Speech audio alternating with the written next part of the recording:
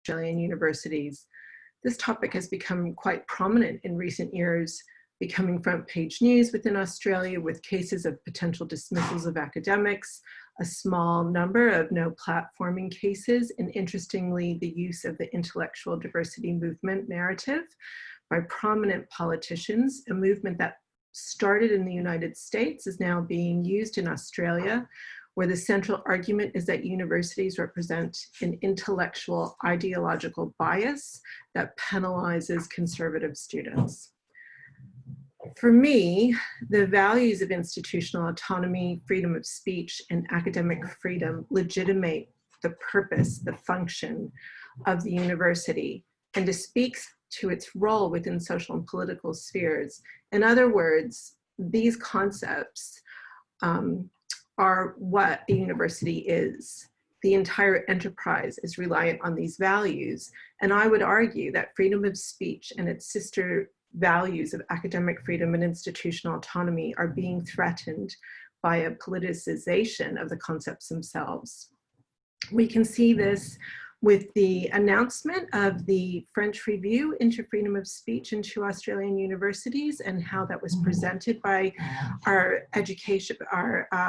federal education minister, Jen Tsen, who made use of that narrative that there is a silencing of views within the university sector for the conservative views.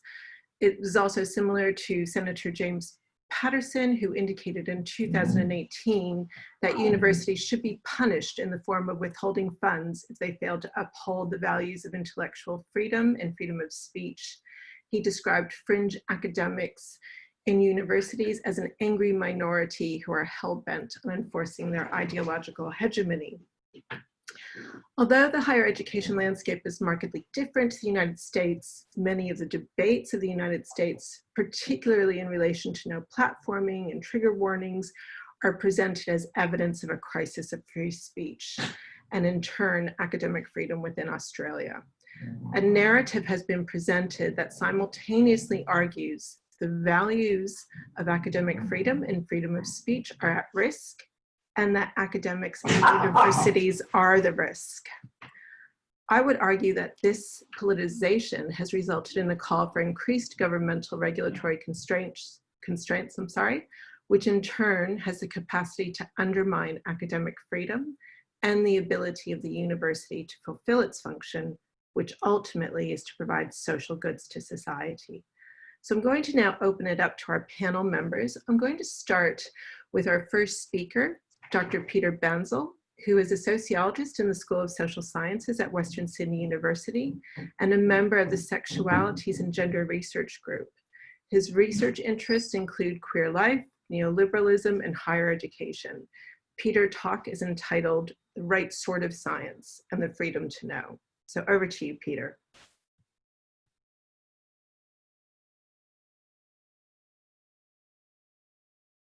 You're on mute, Peter. Yes, I just realised I was on mute as I started to talk. So today, the way I've approached what I'm about to share with you is to think through the idea of what is science, what is social science, what is freedom in an academic context in terms of our research and in terms of our visible face to the public. So I'm going to pose and reflect on, but certainly not attempt to answer, a number of questions. And these questions include: what is the right sort of science? How are claims of free academic speech tied to evidence? What responsibility comes with freedom? How are responsibilities and freedoms figured by and in the corporate university? And how do the social sciences figure in neoliberal accounts of what counts as valid and valued knowledge? So I'm going to do this by doing what I always prefer to do, which is work with narratives of experience. And I'm going to look at two events, both from 2016. The first is a discussion of transgender children in an episode of the ABC program Question and Answer, Q&A, and my experience of participating in Western University's float in the Sydney Gay and Lesbian Mardi Gras. So to Q&A. In an exchange between Lyle Shelton, then the director of the Australian Christian Lobby, and a conversation between him and an audience member who identified as the mother of a trans child, Lyle said, if the kid becomes infertile because of penis tucking or does some sort of damage because of the chest binding that's promoted, I mean, these things are quite extreme, and I just think that because this is very much contested, we should have a good look at the science and the clinical studies, and to make sure that children like yours are given the support and help they can be given.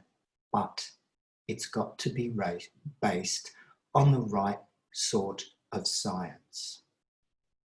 So in 2017, a year after this Q&A event, during the debate surrounding the legalisation of same-sex marriage, a pamphlet was circulated warning against the outcomes of same-sex attraction.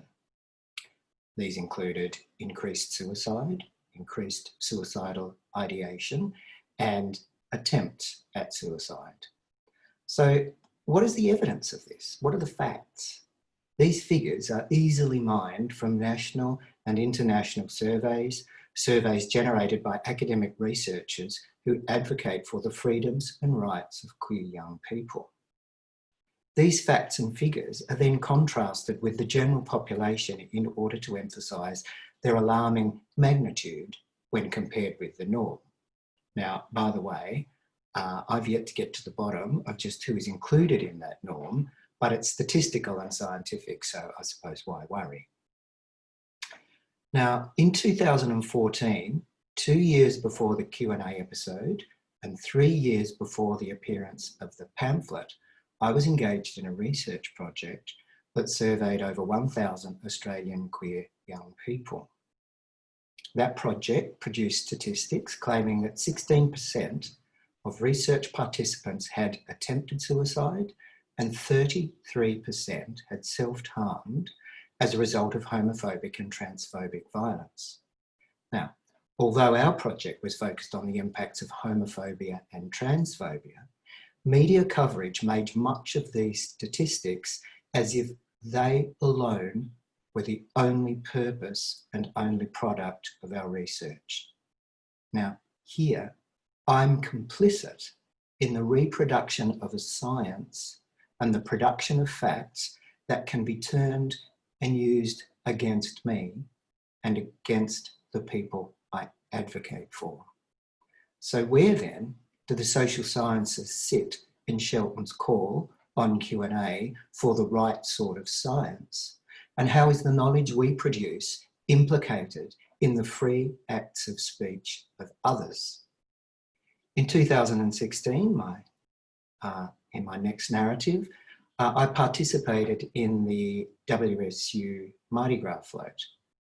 Now, this was evidence of the university's support for equity and diversity, unlimited, as the university's marketing slogan proclaims.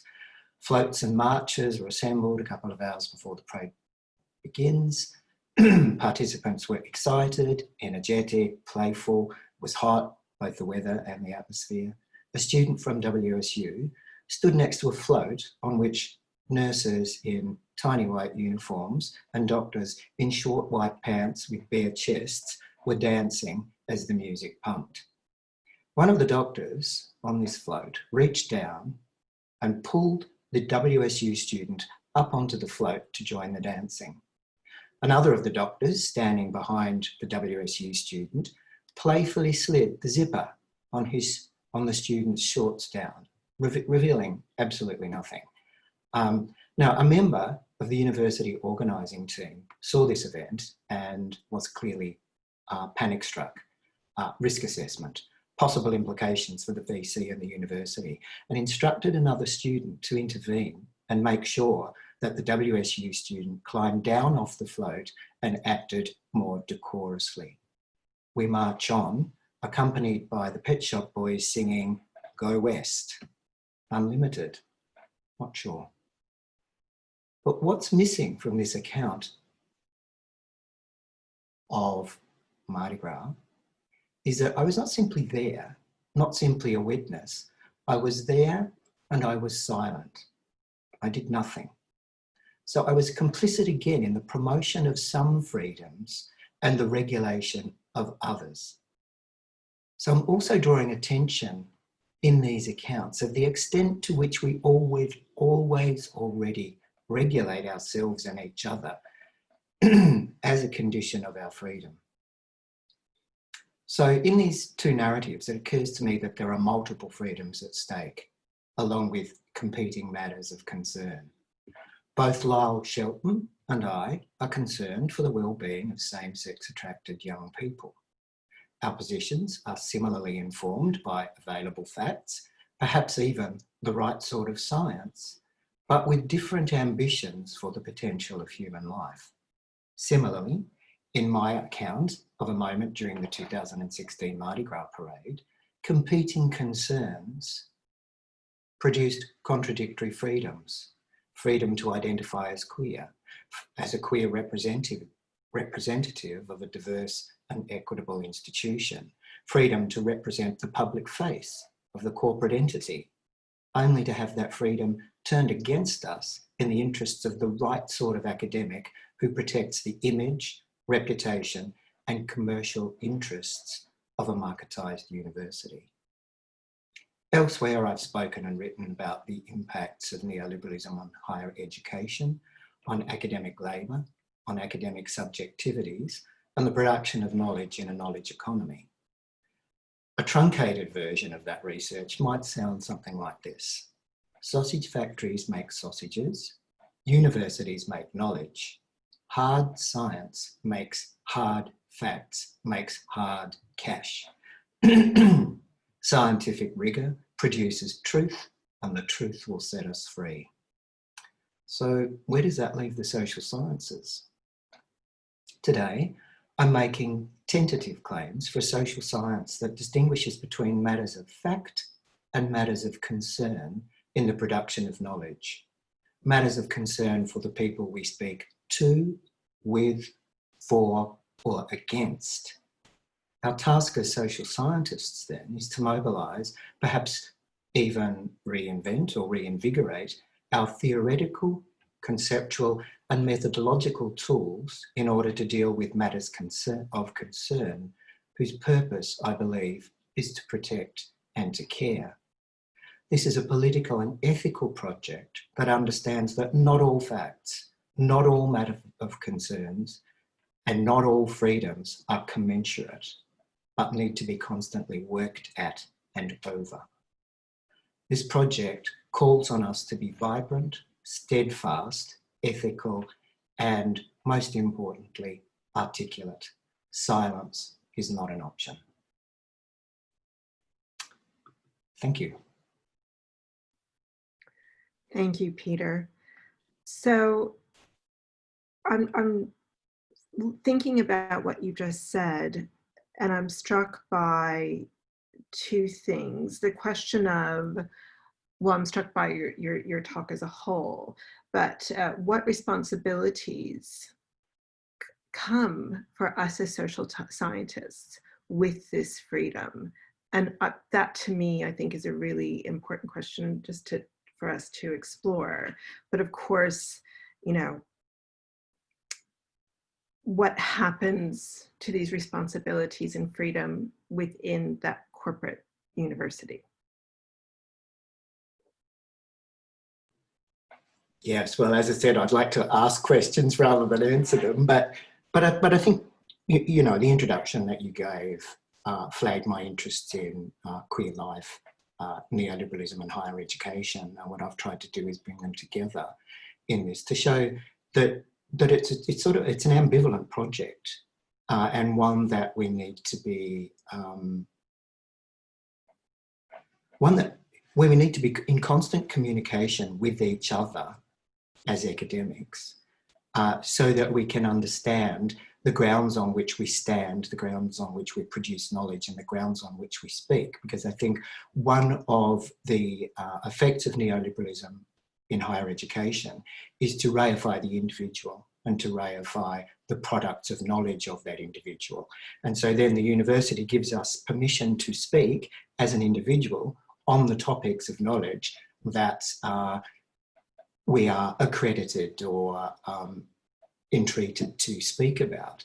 And I think that we need to be attempting to resist these atomized outputs from atomized people and think collectively about what it means for us as a group of colleagues in a discipline, in an institution, or indeed in an intellectual society, to work with each other to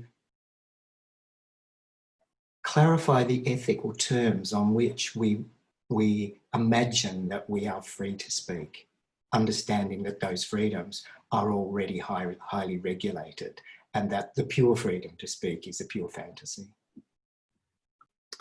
Thank you, Peter. I hope that we can further carry on this conversation at the end of our other panel presentations. So I'm going to move on now to our second panelist. I'd like to introduce you to Associate Professor Lucy Nicholas, who is the Director of Sexualities and Gender Research at Western Sydney University and researches sexual and gender diversity, whiteness, feminist theory, and social theory. They identify as genderqueer and use they, them pronouns. Lucy is going to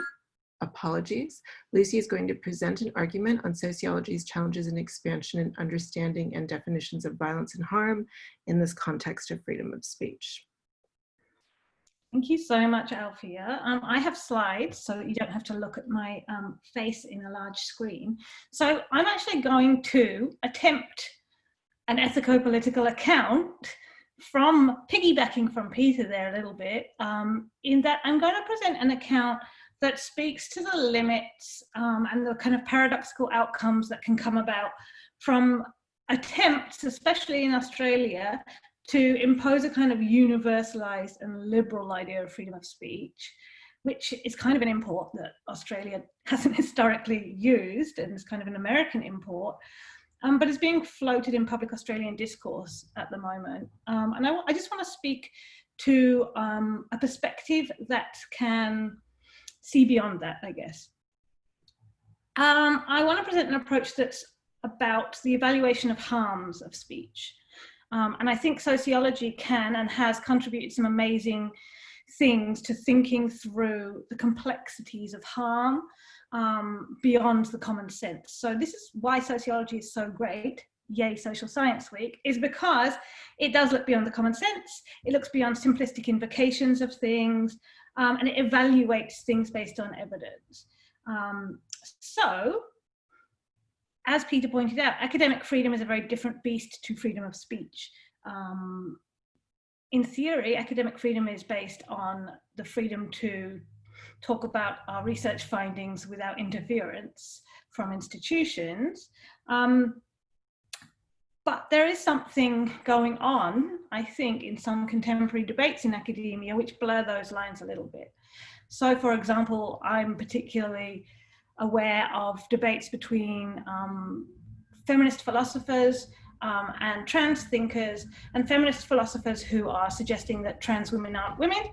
That's become a debate in the public sphere, wherein academics who are philosophers are using their title to talk in the public sphere, very rarely in academic works, but mostly in the public sphere, to talk as a philosopher with their affiliation of their institution on matters that they're actually not experts in. So philosophers who are not philosophers of gender or of transgender studies are using their affiliation to talk on this topic, which I see as a kind of line blurring, but at the same time, I think it could be pretty easily resolved by the fact that this isn't the area they're accredited by their institution to be experts in. So, I guess the distinction I want to make today is based on harm. And one of the things that sociology has done, which can help us think through this really nicely, is expanded our understandings of harm and violence.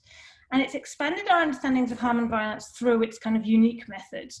So sociology being led by the perspective of people based on evidence which is derived from actual human beings, often qualitative research rather than quantitative research, means that we've been able to define harm from the perspective of those who are harmed. So traditionally, violence tended to be defined according to something like this first quote, which would be behaviours by persons against persons that intentionally threatens, attempts, or actually inflicts physical harm. So there's three things going on in that definition, which is that violence can only be perpetrated by a person, that violence has to be intentional, and it's about physical harm rather than other types of harm.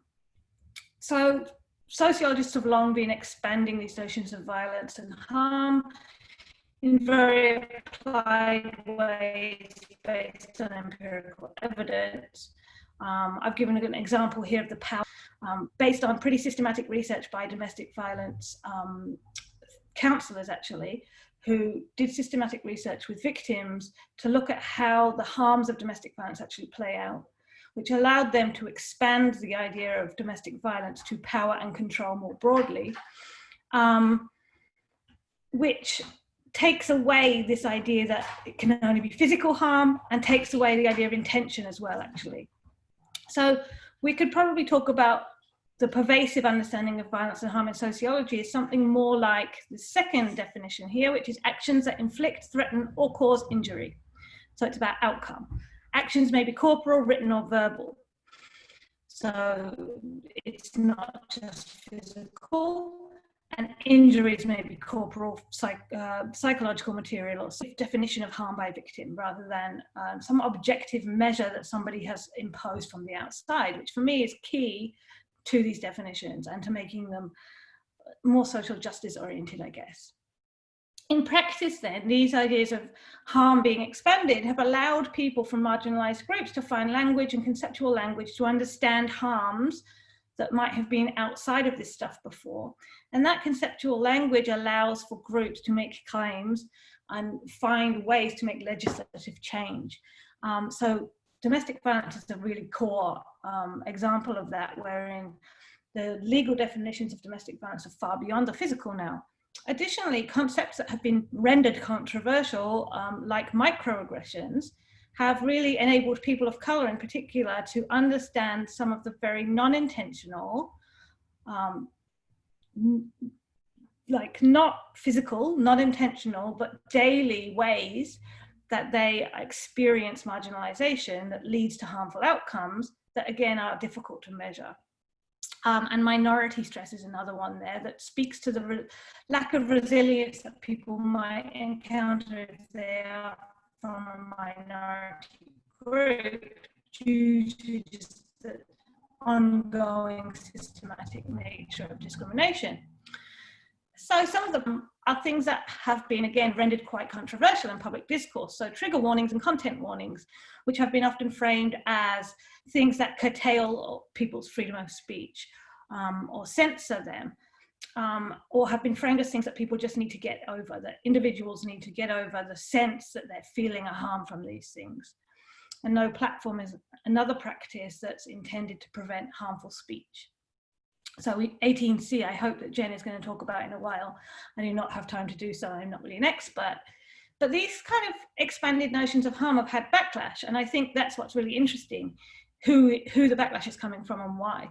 So on the one hand, these things have, I'm writing a paper at the moment about how concept creep is used by psychologists to critique these ideas. So there have been a lot of, uncoincidentally, I think, white male psychologists who have a problem with the term microaggressions because of the idea that it creeps into definitions of violence that have been very objectively defined and had very strict boundaries before. So these people consider themselves to be scientists. They're psychological scientists. They're doing quantitative research. This comes back to what Peter was talking about, and committed to a notion of objectivity, neutrality, rationality, and impartiality. But that is a kind of neutrality that there's no such, we know, we're all probably sociologists in this webinar, we know that there's no such thing as neutrality, that those definitions of violence came from their particular positions. So I've called this in my work before a kind of masculinist worldview. That is a worldview based on values that have traditionally been associated with men, not inherently, there's nothing inherent there, but values that have traditionally been associated with men and with like Western society. So this idea that we're a collection of individuals rather than there being something bigger. So an inability to see social harms or non-intentional harms, and a real universalizing of individualization that I think is really problematic. So let me check my notes because I've probably gone off topic. I think that these have been such useful concepts, and they've had backlash by particular groups, but they really allow us to think of a different way of evaluating freedom of speech and whether freedom of speech has actually been curtailed. I did not make this meme, I don't take responsibility, I was just representing the zeitgeist through memes. But I think it's pretty easy to distinguish whether something is a freedom of speech issue or whether something is not a freedom of speech issue by evaluating it according to harm. So we can think instead, using these expanded notions of violence and harm, we can think instead of outcomes of speech. And we can think also about who is harmed in this speech and whether it's a real harm. We can evaluate freedom according to whether it perpetuates marginalization of people. So an example, I guess, of a less tangible outcome of a universal imposition of freedom of speech in a kind of liberal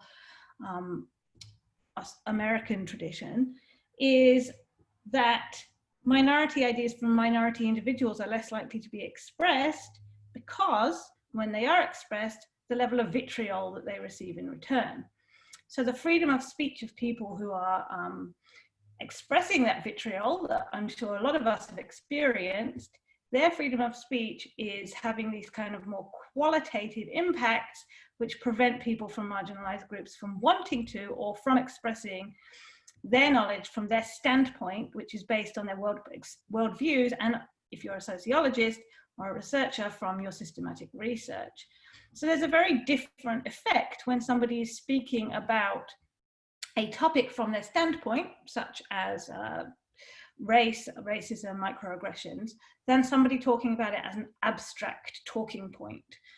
And I think that that needs to be considered in terms of whether this is actually an infringement on someone's freedom or not. This idea that taking something as a philosophical speaking point is a right that people have if it has a harm on somebody for whom that is their lived experience. So I guess from this perspective, and I'm speaking more polemically than I ever do in my research because this is a panel, but from this perspective that I'm kind of proposing here, I would say that you could argue that taking away the platform of somebody to be a bigot is not a harm, it's prevention of a harm and a small step to redressing systematic inequalities. Thank you, I'm done.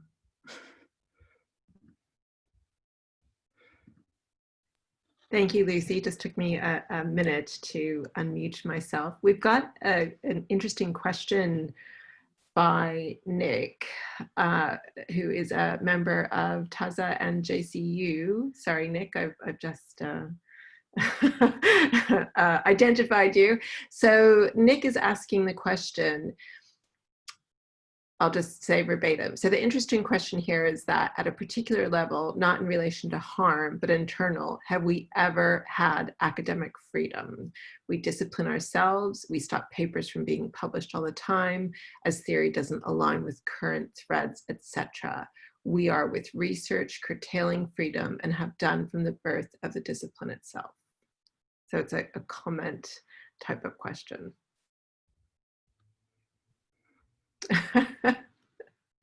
Thank you, Nick. And Lucy, I am really interested in, and I do think it's important for us to make that really clear distinction between academic freedom, freedom of speech, intellectual expression, which I think Jen is going to pick up on these threads as well, and the tests of them. You know, the test of academic freedom is really different to that of free speech. So, you know, the values of academic freedom are rights and responsibilities. I think Peter was highlighting this well, that end up getting articulated through the culture of a university, all those things like policies, procedures, and they're really reliant on institutional autonomy, where to me, freedom of speech is regulated by the general law, yet based on this necessity for protecting critical thought and speaking truth to power. So I think both you and Peter have highlighted, are really starting to problematize this for us. So I'm very interested as we now move along. I'm going to move to the next panelist, which is, I'll introduce Professor Alphia Possamai. Adam is a sociologist of religion and the Deputy Dean of the School of Social Sciences at Western Sydney University. He recently edited with Anthony Blasi the Sage Encyclopedia of the Sociology of Religion. So over to you, Adam. Thank you, and thanks for this invitation, and lovely to speak with all of you. And I'm already making some links with some of your discussions. And the focus I'm going to offer you for the next 10 to 12 minutes is on freedom of religion. And I'll come back to the notion of multiplicity of freedoms that Peter made allusion to before. But Australia is a multicultural society that's had a series of national inquiries into freedom of religion since the end of the 20th century. In this paper, I argue that we have seen in this report a change of focus in the way freedom of religion is understood. These findings are based on a thematic analysis of the notion of freedom of 3 recent national reports that were released around the time of the referendum and legislation for same-sex marriage. The interim report on the legal foundations of religious freedom in Australia was published in November 2017 by the Parliament of the Commonwealth of Australia Joint Studying Committee on Foreign Affairs, Defence and Trade. It acknowledges its previous report in 2000 and admits that the social and political situation of Australia is different than 17 years ago. It agrees that the legal protection of religious freedom in Australia is limited and makes reference to threats to religious freedom, these being mainly the advent of non-discrimination laws, which do not allow for lawful differentiation of treatment by religious individuals and organizations. The inquiry received 700 submissions and held 3 public hearings. More than half of these submissions addressed same-sex marriage specifically. The 2017 interim report acknowledges that Commonwealth protection for freedom of religion or belief is limited, and that there's a concern that this freedom can be further eroded in the near future by the enactment of legislation, and I quote, which seeks to uphold other rights but may conflict with religions, end of quote. This comment does not make explicit reference to the same-sex marriage law that was about to be passed a month after this report was issued.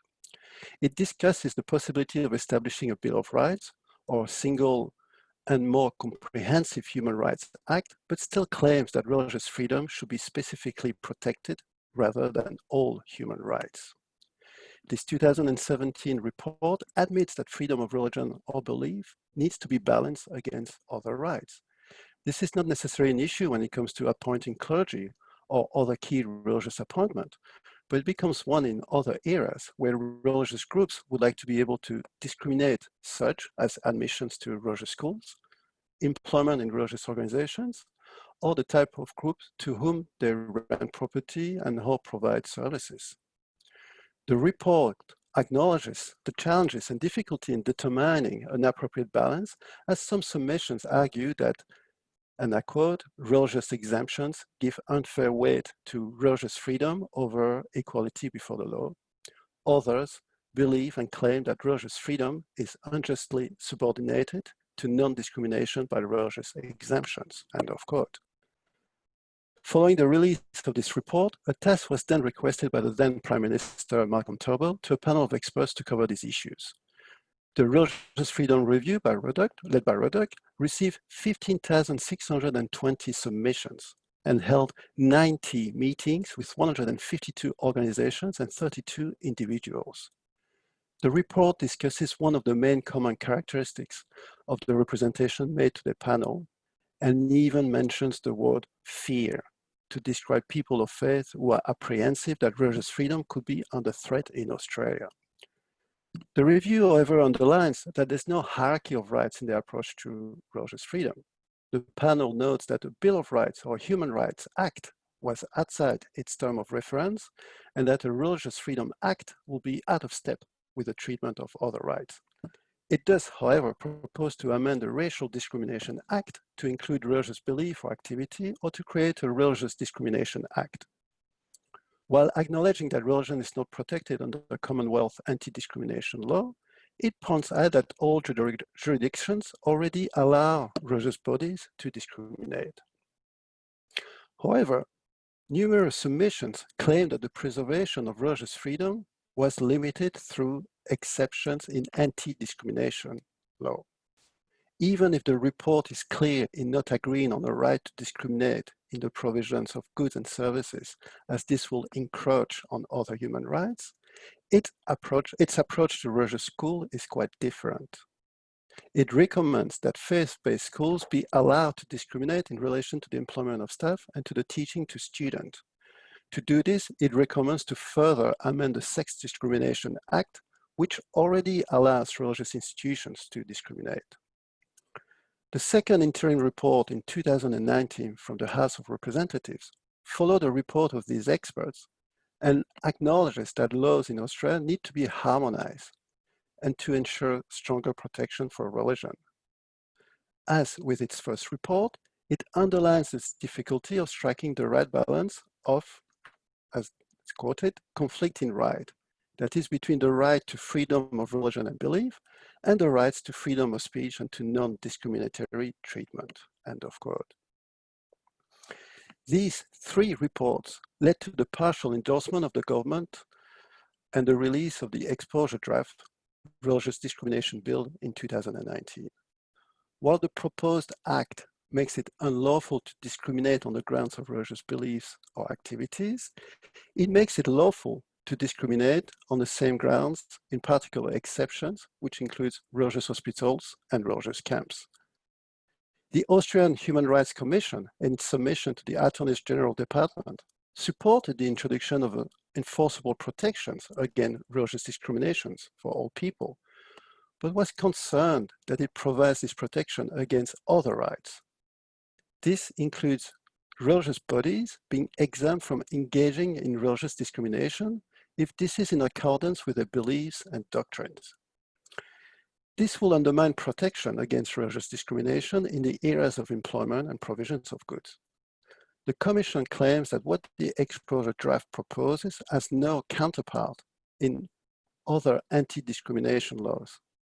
This would set a precedent that does not recognize the indivisibility and universality of human rights. Gorkati, Elkham-Mayer, and Westbury compare this proposal to widening exemption in anti-discrimination with 29 other jurisdictions from around the world that permit same-sex marriage. They found, apart from a small number of states from the United States where there's a highly contested legislative initiative, that most do not provide such exemptions. The only one accepted across these countries is with regards to ministers of religion. They argue quite clearly that further exemption from anti-discrimination will put Australia out of step with the overwhelming majority of other countries providing marriage equality. Years earlier, before talks about the same-sex marriage referendum, in 2011, Gary Burma, Desmond Cale, and others wrote a report on the outcome of an inquiry into the freedom of religion and belief in the 21st century. They consulted religious and community leaders, government officials, and NGOs representatives, and the Australian public, the broader one. One of the areas that was being investigated was if the Constitution provided sufficient rights and protections to religious freedom. Some representatives of religious groups and faith-based organizations claim that they should be allowed to hire staff based on positive discrimination. These groups who made those statements would like to employ only people of their own faith who share the same religious values, and these are not just for religious leaders, but it includes cleaners and gardeners. They also claim the right to exclude people, such as, and I quote, practicing homosexuals, promiscuous heterosexuals, or believers in witchcraft, end of quote. Further, With regards to charity provision, some of those consulted expected to be allowed to proselytize while offering charity, and some were only willing to help people who held the same values. Other submissions to the inquiry, on the other hand, were against of positive discrimination and argued that if groups receive help from the state, then their work and charity should not discriminate against. And I use the terminology used in this report, so not discriminate against people of other faiths, homosexual, transsexual, or single mothers. More than 10 years before this 2011 report, in 1998, that is 20 years before the release of the 2018 Religious Freedom Review led by Ruddock, another report already addressed exemptions for religious discrimination, but differently. It makes reference to submission from fundamentalist Christians for running businesses, and from one principal of a Christian school making reference to the risk of his school property being rented for satanic rituals. This more than 20 years old report emphasizes that special provision for religious institutions was at that time appropriate, and says the Human Rights and Equal Opportunity Commission Act that takes care for these institutions. It underlines the importance of limiting the scope of exemptions, especially with regards to excluding non-intersexual people from accessing various community services. The report is quite clear in its stance against allowing freedom to discriminate in the name of religion. Subsequent reports in 2000 and 2008 were mainly concerned about a lack of a Bill of Rights and appropriate legal protections of religious freedom for minority religions. Until 2011, the main concern in Australia through those reports was on how to deal with religious diversity and on how to protect the freedom of minority religions. The 2011 report highlighted the beginning of a shift. A major Christian grouping, not just the Christian fundamentalists from the 1998 report, expressed a threat from the support provided to the rights of minority groups.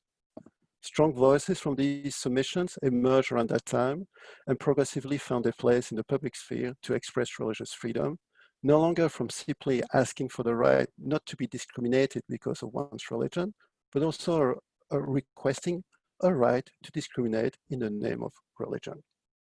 The history of inquiries on protection of religion within Australia do highlight challenges for contemporary societies that are characterized by increased religious diversities and presence of religion in the public sphere, but also present a lens to the shift of Australia towards a new form of conservative intervention. As an Australian society, are we risking of losing the progress we have made over the years on equity and diversity?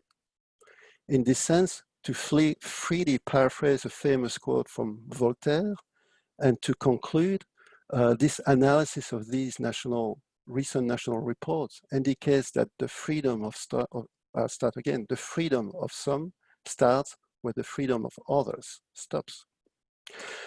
This paper is an excerpt of an article that I've written with Alphia Possamai-Inesedy and which will be published next year. Thank you. Thank you, Adam. I think that lends itself really well to the, leads on really well from what Lucy outlined in her talk, particularly around what happens with the minority voice, the minority population in regards to freedom. And Lucy's call that freedom and its curtailment of it needs to be understood more sociologically. We'll continue on with the discussion after, I'm mindful of time actually, after we go to our next presenter, or after our other, when we finish with our panelists. So I'd just like to introduce Josh. Josh Pitt is a books commissioning editor for Palgrave Social Sciences in Australia. And Josh is going to explore the need for social scientific research and ask us to consider important questions on the responsibilities of academics, editors, and journalists when considering freedom of speech. So over to you, Josh. Thanks, Alphia. I'm also going to share a screen, so bear with me.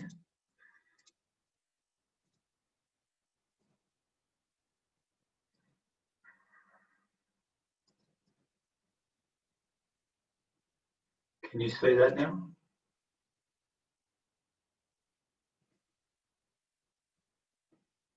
Can you see my slides okay? Great. Okay, so I wanted to start out with just taking a look at a very brief history of publishing ideas and questions of freedom. Going back 200 years to the early 1800s in Australia, when we saw the Sydney Gazette, which was the first ever colonial newspaper in Australia, was censored by the colonial government, most prominently by the governor at the time, Governor Darling. In 1824, press freedom began to emerge in Australia, at least in a mechanical sense, when Robert Wardell arrived from London with his own printing press, and he published the colony's first independent newspaper then, which we know today as the Australian. That's why I said in a mechanical sense only. By 1827, the civil libels against editors proliferated, and Sydney actually became the global centre of defamation litigation. Wardell was actually charged by Governor Darling for criticising government policies, and when he responded by writing an article attacking the governor personally in his newspaper, he was challenged to a duel. And believe it or not, the two met in a field at Homebush in Sydney, and according to official reports, each fired 3 shots at the other, all of which missed their mark. In 1829, the editor of Sydney's newest publication, which was The Monitor, was jailed for an article critical of the governor again, and unfazed, he continued to be the editor and write the paper whilst in jail. By 1900, as Dr. Joanna Williams argued in her book, Academic Freedom in an Age of Conformity, we saw the greatest freedoms in both academia and publishing. And Williams, in her book, maps out several key stages of what happened in the 20th century, which I thought might be useful to briefly touch on here, particularly for those who are not so familiar with academia and the intersection with publishing and government controls. So this sort of flowering period of freedom was relatively short-lived with the arrival of World War I, which saw higher education become much more utilitarian in nature, and scholarly research and publishing were actually forced to focus on more militaristic demands, as with other sectors of the economy and public sphere. And then following the rise of fascism in the 1930s, universities were increasingly perceived as the intellectual conscience of the nation, and the preservation of intellectual freedom was considered paramount. World War II then prompted debates about the returns to the nation from public money spent on higher education, and the public good then became defined in terms of scientific advances and promotion of national culture and nationalism. And as Williams goes on to argue, in the US, this was to prove prophetic in foreshadowing the impact of McCarthyism, particularly on public intellectuals and academics. And this saw hundreds of academics lose their jobs for refusing to cooperate with the anti-communist witch hunts. And then by the 1960s, with the rise of the civil rights and freedom of speech movements, it was recognised that there was a danger of specifically linking freedom to national aims, and restrictions started to relax to differentiate the West from the experience of scholars and publishers living behind the Iron Curtain. But today, nearly 200 years after the publication of the first Australian newspaper, freedom of speech and publishing are again under attack. So where are we today? Well, laws that undermine freedom include many of the now 82 and counting national security laws we've seen rolled out since 2001 in Australia. This is more than anywhere else in the world, and some of these laws grant the government uniquely severe powers of detention and interrogation. In June 2019, we saw raids on the homes and headquarters of Australian media, which revealed the fragile state of freedom of publication in our nation. Only 2 weeks ago, we learned the disturbing details behind the government's intervention in the removal of Emma Alberici from ABC's Late Line program. And since 2018, Australia has slipped 7 places on the World Press Freedom Index to 26th. And to compare this with New Zealand, for example, which sits at number 9. Reporters Without Borders have warned that over the next decade, authors, editors and publishers are going to confront a perfect storm of 5 convergent crises, comprising a geopolitical crisis due to aggressive authoritarian regimes, a technological crisis due to a lack of democratic guarantees, a democratic crisis due to polarisation and repression, a crisis of trust due to suspicion of media and experts, such as academics, and an economic crisis which will denigrate quality publishing and publishing houses. And while COVID-19 has more or less crippled advertising and subscription revenues for publishers, we're currently witnessing the critical value and the demonstrated need of an effective and independent publishing industry. So following these recent events, there's now 2 parliamentary inquiries into press freedom underway. And we've also seen a proposed new Media Freedom Act, which would uniquely carry the weight of legislation for the first time in our history. And these are positive signs showing that freedom of ideas and publication are not only core values, but central to the business of publishing and academic publishing in particular. Yet in this context, we need to also acknowledge current debates and disagreements around the no platforming and populist free speech proponents, as others have spoke of before me. And we also see an increasingly competitive market for research funding that allows governments to influence the direction of research and publishing. In the US, for example, we've seen how pro-gun members of Congress, propped up by the NRA, have restricted funding for injury prevention research to the NIH. The increasing encroachment of corporate interests in academic publishing, which has traditionally been sort of sectored off to the medical journals publishing side of things, is now moving into other areas such as social sciences. And this is another worrying trend which makes it harder to point to a standard of truth against which other information sources can be measured. One rather insidious new kind of indirect censorship can be seen in the control of ad algorithms by services such as Google, Facebook and Twitter that depend on clicks for their revenue. Diverse perspectives within publishing are also being neglected due to exclusionary editorial processes. For example, it's been shown that in many fields, women publish fewer papers than men and are less likely to be listed as first authors. Language, regional and racial bias is particularly problematic in social sciences, which are instinctively more regionally engaged, and where double-blind peer review is not as conventional as in the harder sciences. And resulting distortions in the publication record can lead not only to epistemic concerns, but also negatively impact future potential for innovation and discovery to benefit all of society.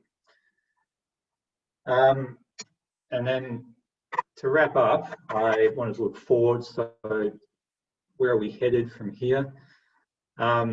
Well, in the context of Social Sciences Week, it should hopefully be quite obvious that the critically informed thinking of the social sciences is needed now more than ever. In a country in which our government hasn't progressed very far since its colonial past, the importance of this to us here in Australia should be particularly self-evident. So I've summarised a few key questions on this slide here, and hopefully we can open up some of these to further discussion if we have time. So firstly, should publishers risk commercial sustainability and or legal prosecution? Should academics and editors risk personal punishment and potential imprisonment? Should governments and corporations and other powerful institutions be able to control research and publishing agendas?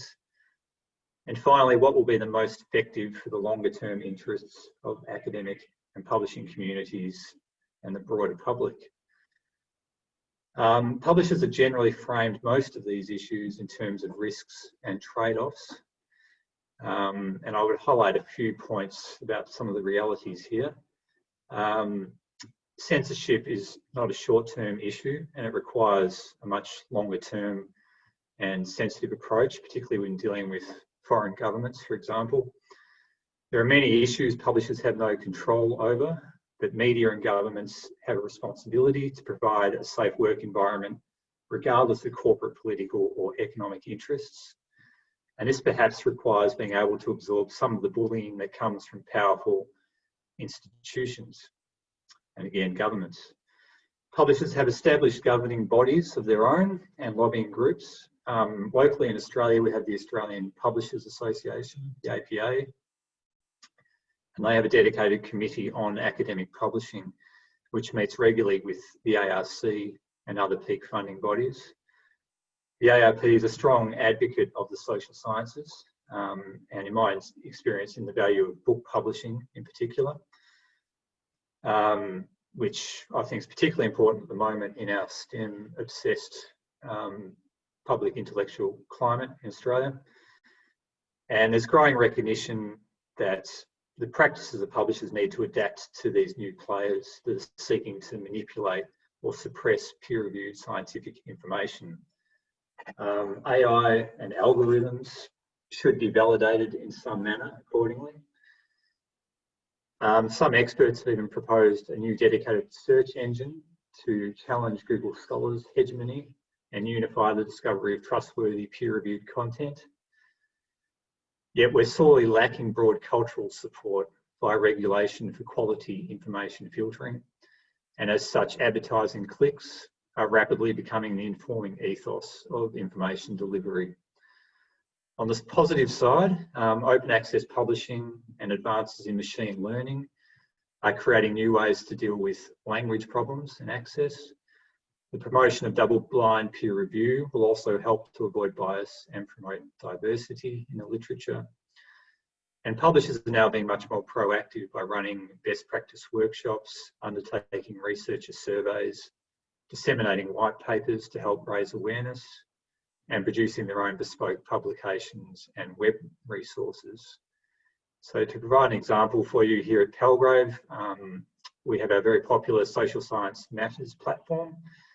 And we have also published an accompanying book titled Why the Social Sciences Matter, which has been cited more than 20 times in the academic literature and policy documents. So just in wrapping up, I would encourage anyone who's listening and interested to check out the regular content which is appearing on our Social Science Matters webpage and campaign, and join the conversation via the SoSci Matters hashtag to keep abreast of everything that's happening in a world of social sciences publishing.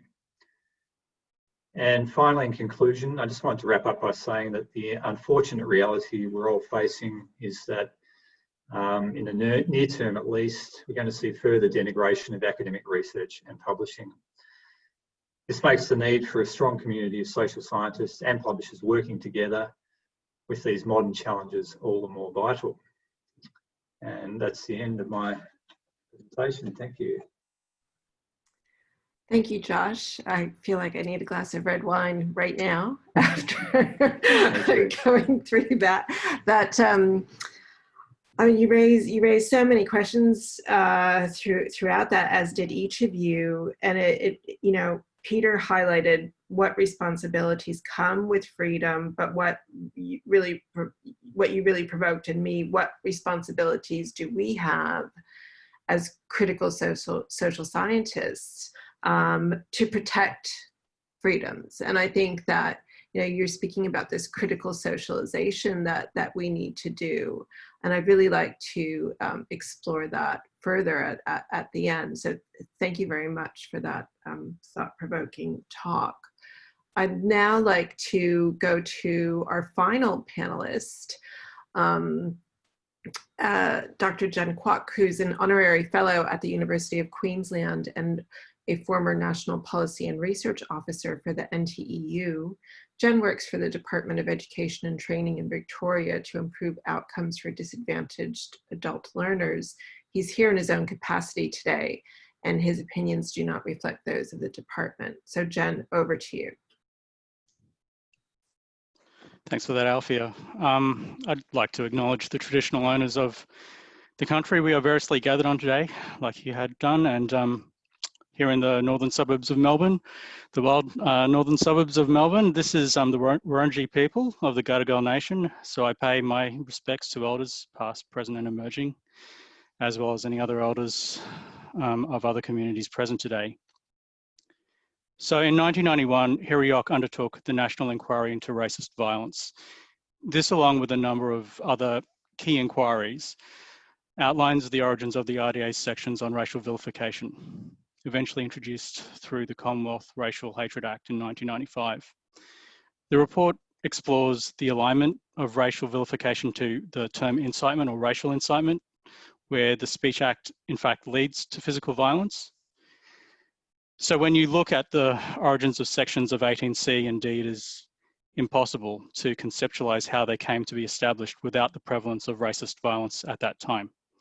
The inquiry itself emerged against a climate in which racist groups like National Action, well, particularly National Action, had successively firebombed Asian restaurants in Perth and committed death threats and forms of vandalism to intimidate church and community leaders all around the country. The report also spends a significant amount of time considering space, exploring the balance of rights between rights and freedoms. And it ultimately finds that there is a greater danger in the character of racial harm that an individual can cause to a group, in particular underrepresented groups, as has been part of our conversation today, and Lucy drew upon fairly extensively, but through the act of speech itself. So when you fast forward to 2014 and the actions underpinning the BELT debate, you have to understand that they were focused on escalating a clear legal decision against what I would describe as an irresponsible individual into a campaign about the curtailment of the rights of the many. Abbott's clumsy exposure draft to dismantle 18C was skittled by a Senate crossbench, still reflecting the rigor and discipline of an entire election cycle spent engaged in minority government. And then 2 years later, a parliamentary inquiry on freedom of speech under Turnbull received an unprecedented number of submissions. These changes failed because of massive spontaneous community opposition, much of it from otherwise politically ambivalent migrant ethnic communities themselves. Given the unprecedented nature of that response, underpinning this expression was the scale of the perceived risk. And this is something which I speak to you from my own lived experience. And that response was fed by our community's experiences of the power of language to cause existential harm. So to understand this perspective, the idea that the right of free speech is not absolute or unfettered, it takes us a certain distance, but only so far. More fundamentally, as is evident in the first assumption of the UN Declaration of Human Rights, is the fact that any expression of human rights is dependent upon, and I quote, the recognition of the dignity and of the equal inalienable rights of all members of the human family, end quote. So freedom of speech depends, survives, and derives meaning only within the context of this community, a community which shares a belief in the inherent dignity of others and the protection of their rights. In the actions of Andrew Bolt, in subsequent statements on the political stage from a whole range of individuals, we've seen take shots at African and Lebanese communities, be it for sport or for political distraction. We cannot legitimately assert such a claim about how those speech acts are framed. So a world in which free speech is protected is a world in which speech acts are accountable. And the shift of civil society to online environments with all its dark corners does not promote human freedom. It defends anonymity while crushing the right to privacy. It deregulates and massifies cyberbullying as Twitter trolls swarm to dehumanize exposed and vulnerable individuals. It manufactures fake opinion, which is the currency of social media, it seems, as this new critical infrastructure of civil society is commandeered by bad actors. This is where Mill's harm principle, as Lucy again touched upon, ultimately always delineates the edge of any freedom. The edge of any freedom is not a right, but a privilege. And the edges of its expression in the world are ultimately the oppression and tyranny of others. And this takes me to the underpinning difference between academic freedom and freedom of speech. This is something Alphia considered at the start as well. Academic freedom isn't a right because it is clearly not universal. Though in its proper definition, as outlined by the 1997 UN recommendation on higher education personnel, it extends to all higher education staff, whether academic or professional, and extends to all members of the university community, including the student body. The fully fledged notion of academic freedom as canonized by the American Association of University Professors in 1940 includes the right to determine the focus of one's research and to freely comment upon an area of expertise, as Peter framed part of his discussion. But it also guarantees the right to securely announce truth to power, to criticize one's own institution, a privilege which assumes the employment security of its members and the self-autonomy of its institutions. This freedom, unlike human rights, which is embodied in equal opportunity legislation at state and federal levels, as well as state human rights acts in ACT, Victoria and Queensland, is not meaningfully embodied in any legislation. And as is evident in the development of Chief Justice French's model code, academic freedom principles are currently only adopted on a voluntary basis, as the code's implementation is currently being reviewed. So the Commonwealth currently requests institutions to have policies on intellectual freedom as a condition of funding, but refrains from any definition of its content. Proposed amendments to this legislation following on from the French Model Code have existed since October 2019. They were socialised in February this year, but they have not been introduced in law. Academic freedom does not, to my knowledge, exist in any University Enabling Act. Some collective agreements guarantee the industrial enforceability of academic freedom, but they do not share it's not a universally shared definition, and the protections are predominantly for staff as employees, not students. The freedom is also not universally promulgated on the global stage.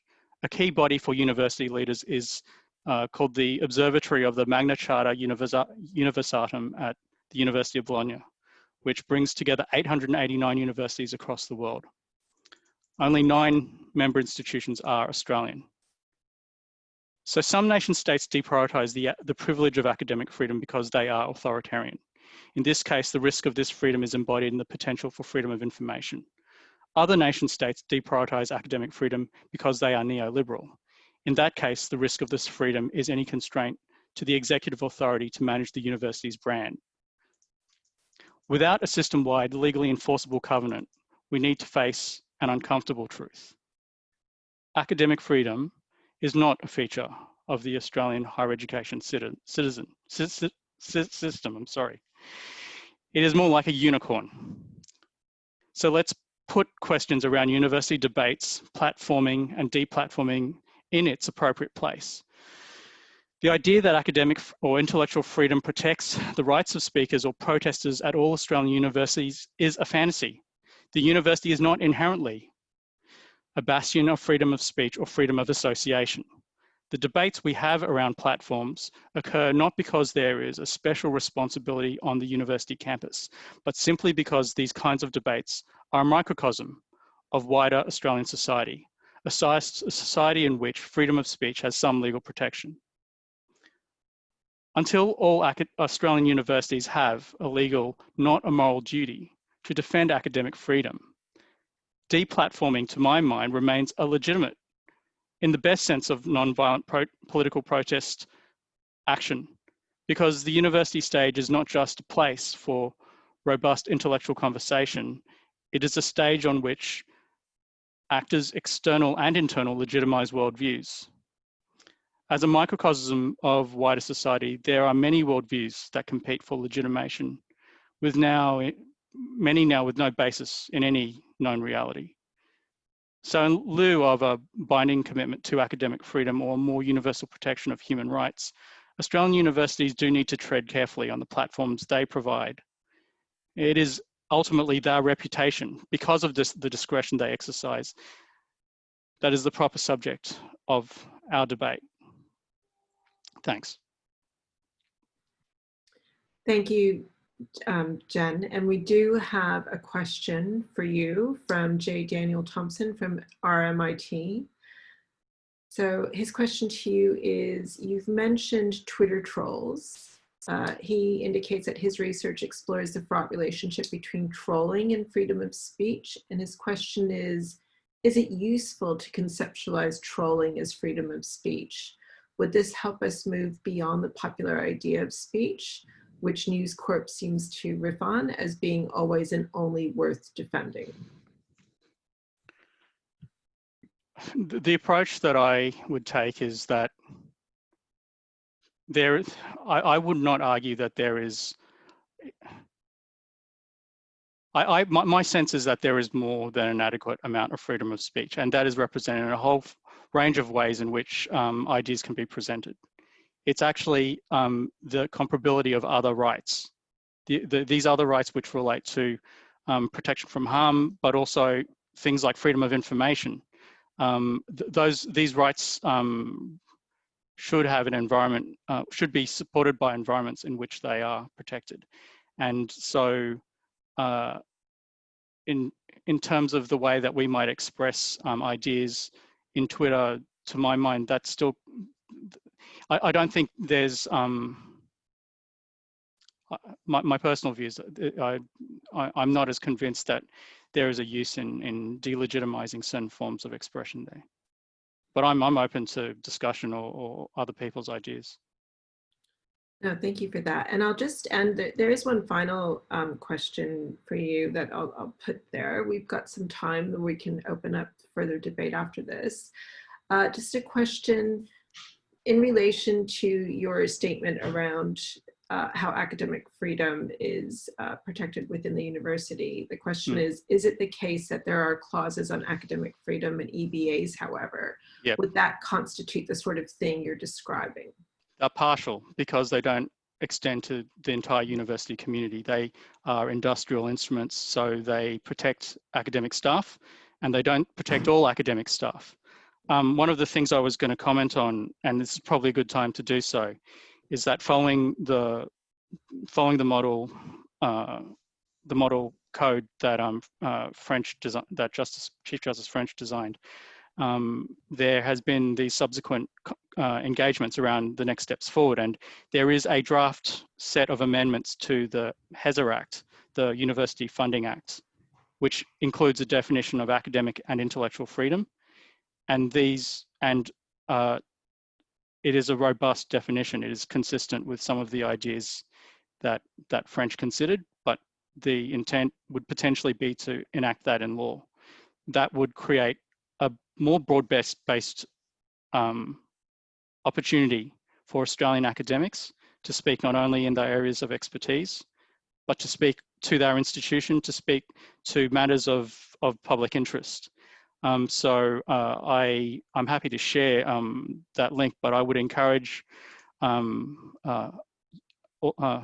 of our guests here to look at that and consider the opportunity that legislative change presents to really strengthening the basis upon which we are all, or you are all, mutually able to engage in public debates.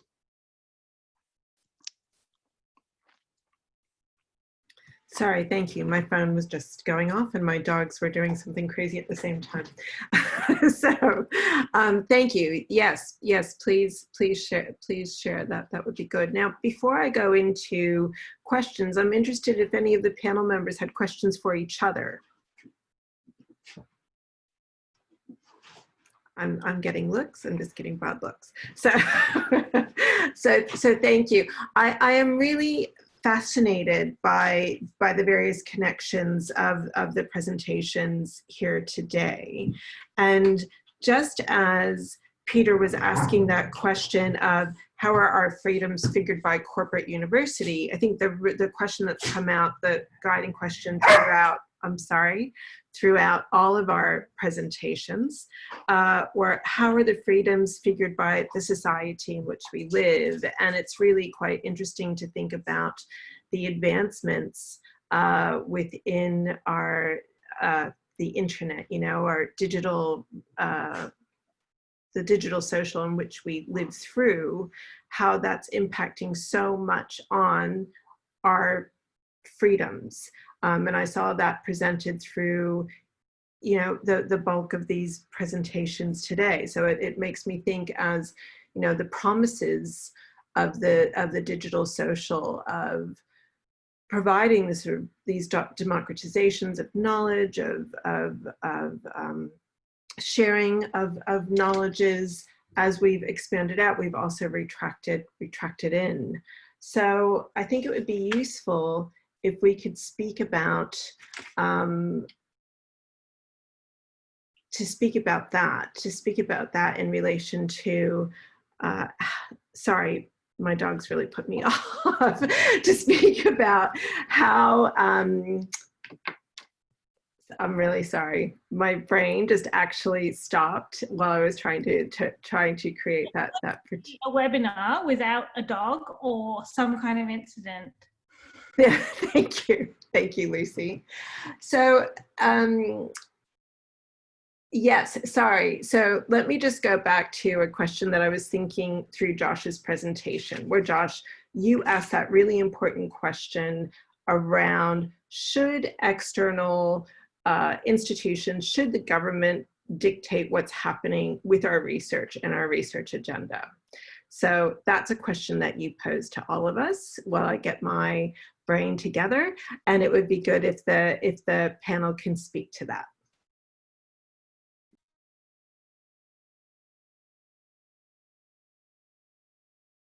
So, and I find it interesting thinking about that and thinking about it in relation to academic freedom. We speak about academic freedom, we speak about the protections that we are meant to have, and Jen has been quite critical about that. And if we think about what's happened with how the government has in fact framed much of our research agenda, and it makes me think of what you were pointing to, Lucy, before, around minorities, and I'm not equating academics within Haas disciplines as minorities, but minorities are afraid to speak, afraid for their voice to come out in terms of the reaction that's going to come.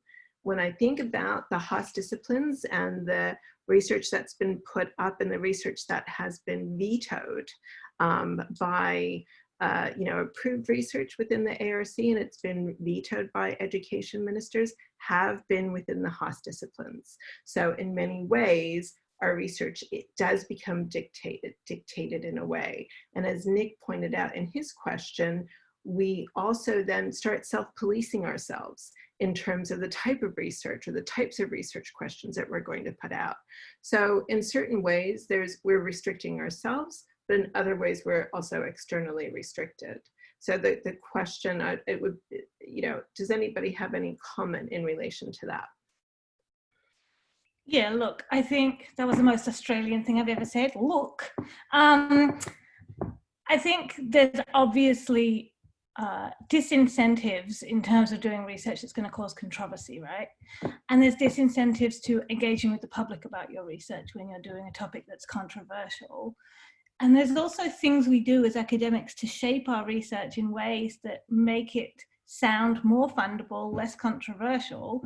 So for example, I will freely say in this public domain that I chose the title of an ARC grant application in a very strategic manner to not have certain buzzwords in there. They were in the project description that hopefully the minister wouldn't read, but they weren't in the title of that grant application. So at the moment, it's possible to work around these things, but when does it get to the point that we are we just know that there's no point in even trying to get funding for that kind of research.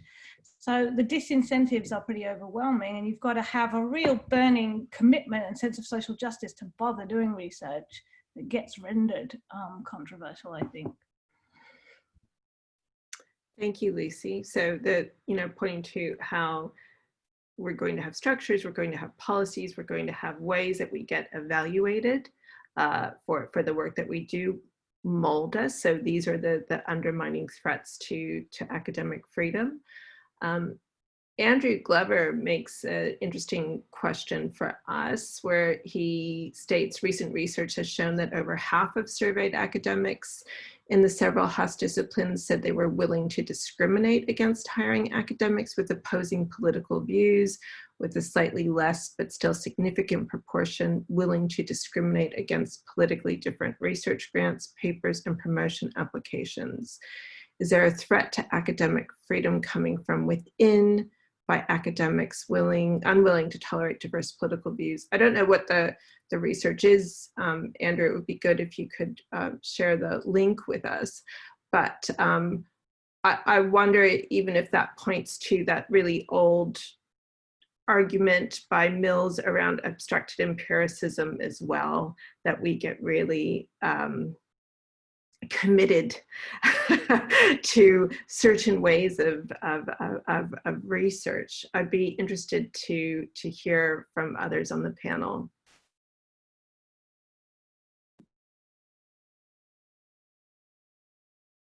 Adam. No, thank you. And ways of doing research, and of course, as the papers alluded, the notion of not only of knowledge of freedom is socially constructed and can be dependent on context. And some of the questions about the way we exchange knowledge in Australia can be quite different from other countries, where we've got fractions, not only between disciplines, but within disciplines, within various paradigms that are used. And I think that in Australia, especially in sociology, we do have this freedom to be able to speak across paradigms, which is not always the case in other institutions at other countries. And that's a positive side of Australian academy that I would like to point out. And we shouldn't forget that we've got this freedom between academics to be able to exchange our various paradigms. When we come to TASA every year and other professional associations in social science, we're able to share research and perspectives that are quite different.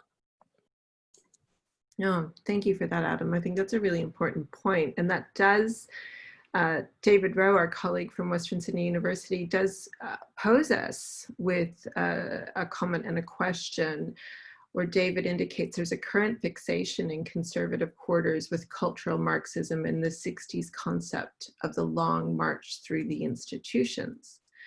Would the panelists like to comment on the proposition that public institutions, such as knowledge institutions like the university, are being critiqued precisely because previous knowledge regimes are being challenged, both from within and without?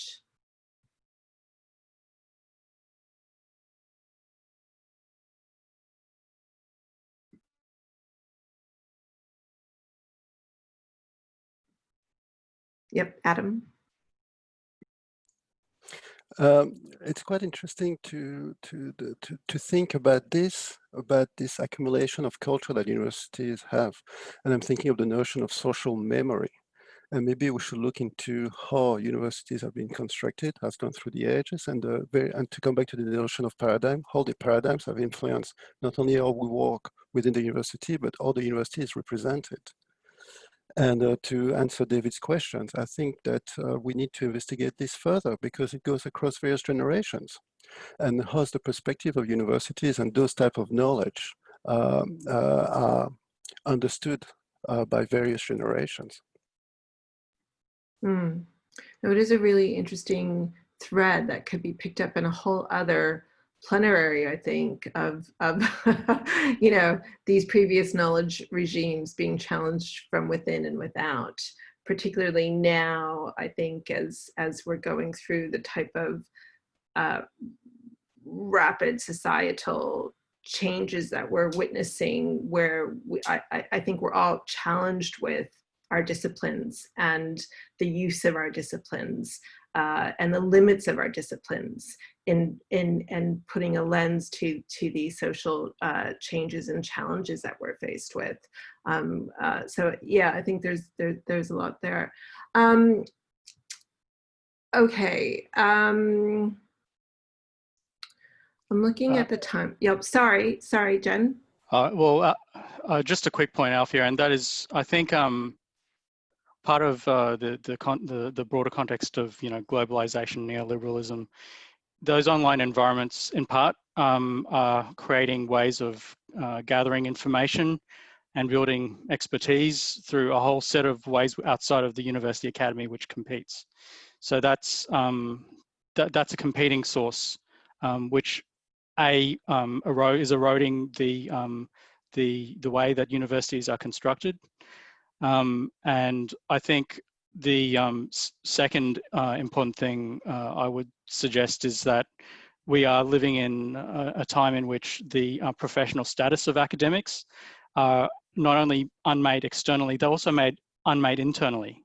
So when you lose those employment conditions which are which ensure job security, you have less likelihood that you're going to speak, truthfully or speak, truth to power, and B, you're constantly chasing the next contract, and so therefore you are less likely to have the time or the capacity to engage in a robust way. So I think there are a whole set of reasons why academics are under attack and universities are under attack in terms of the expertise that that expertise hasn't changed. It's just the way that it's constructed and perceived. That's really useful. I'm battling within myself. I really want to end on a positive note, and it does. I've been engaging with the concepts of academic freedom, freedom of speech. Being chair of Academic Senate, I worked on the development of a charter of academic freedom and engaged with all the types of questions, particularly, Jen, that you have outlined in your presentation. And I happened upon a quote from Gough Whitlam. So I am going to end on a quote from Gough Whitlam on how he valued freedom of speech and academic freedom. I think there's so much that we can still do in terms of our discussion, but I'll end with this quote. So Whitlam argued that academic freedom is the first requirement, the essential property of a free society, more than trade, more than strategic interests, more even than common systems of law or social or political structures. Free and flourishing universities provide the true foundation of our Western kinship and define the true commonality of the democratic order. So as my son's tutor has come to the house and my dogs are continuing to bark, I'm going to end this webinar, and I'd like to thank all of our attendees that have come along, but thank you very much to the panelists for their discussion. I really appreciate it, and I will be in touch. Thank you, everyone. Thank you, everyone. Bye.